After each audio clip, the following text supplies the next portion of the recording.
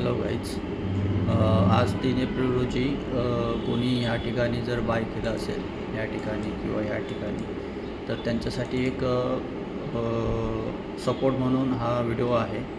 तर ज्या लोकांनी गोल्डमध्ये बाय केला असेल तर त्या लोकांनी पॅनिक न होता, जोपर्यंत मार्केट ह्याच्याखाली क्लोजिंग देत नाही 3:30 वाजेपर्यंत, आजच्या 3:30 वाजेपर्यंत ह्याच्याखाली क्लोजिंग देत नाही, तोपर्यंत बाईंगची एंट्री तुम्ही ठेवू शकता व तुमचा एल इथपर्यंत हा एल तुमचा असेल ह्या ठिकाणी.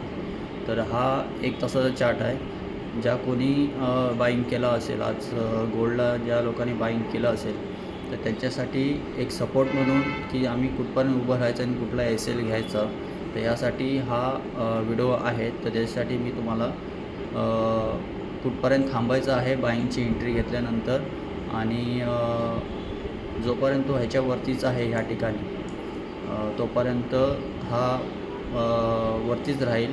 आणि जर का ह्याच्या खाली जर का आला तर तो इथून असा वरती येऊन खाली येऊ शकतो.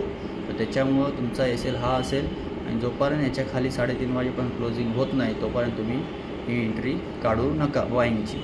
धन्यवाद.